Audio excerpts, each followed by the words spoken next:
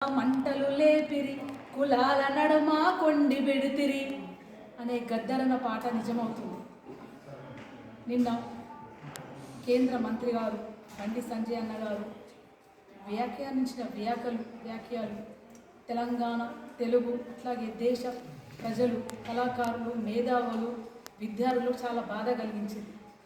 దాన్ని ఖండిస్తూ ఈరోజు ఇక్కడ ప్రెస్ మీట్ ఏర్పడడం జరిగింది.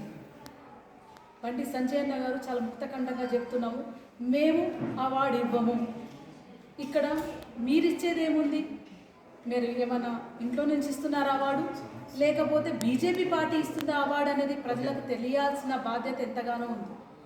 Is this award is from the central government are is from BJP party అనేది కన్ఫ్యూజన్ ప్రజల్లో క్రియేట్ చేశారు. అంటే ఒక పార్టీకి వత్తాసు కలిస్తే అవార్డు వచ్చేస్తుంది అన్నమాట ఈజీగా అనేది ప్రజలకు సంకేతం పంపిస్తున్నారు. అట్లాగే ఇక్కడ అవమానము గద్దరనకు ఒక్కరికే జరగలేదండి.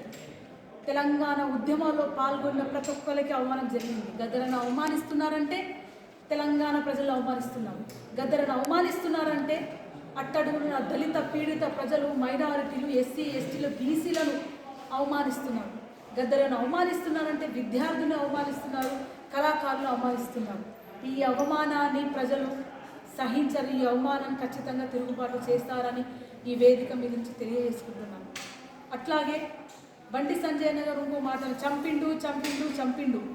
గద్దరన్నకు ఆయన మీద అటాక్ జరిగినప్పుడు ఒక సెల్ఫ్ డిఫెన్స్ కోసము పిస్తల్ లైసెన్స్ వచ్చినప్పుడు కూడా దాన్ని తన కోసమే పట్టుకున్నారు, కానీ ఎవరిని చంపలేదు. మరి చంపిండు అని చాలా స్పష్టంగా చెప్పినప్పుడు ఆ డీటెయిల్స్ అన్నీ ప్రజలకు చెప్పాల్సిందిగా, ప్రూఫ్లను ప్రజలకు చెప్పాల్సిందిగా, పెట్టాల్సిందిగా కోరుతున్నాము. అట్లాగే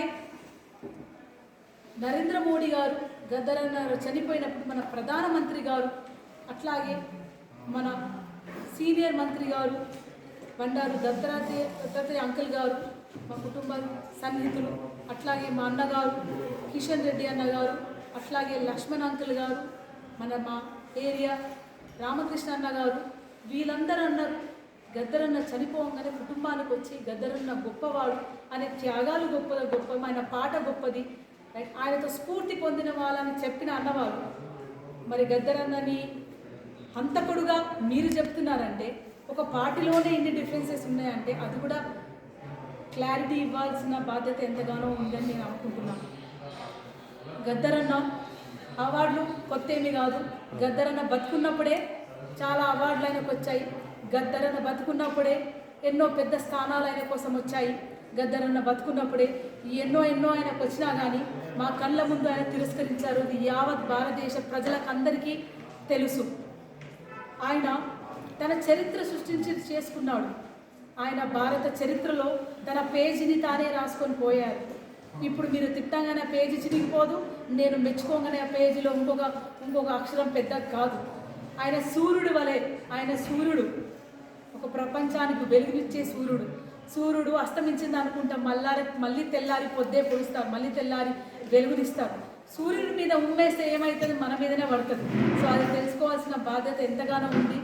ఇక్కడ తెలంగాణ యోధులు, తెలంగాణ కళాకారులు, ప్రజలు, ఆంధ్ర తెలంగాణ ప్రజలంతా, భారతదేశ కళాకారులు ప్రజలంతా చాలా బాధపడి ఈ విషయాన్ని ఖండిస్తున్నారు. నేను కూడా ఖచ్చితంగా ఈ విషయాన్ని ఖండిస్తున్నాను.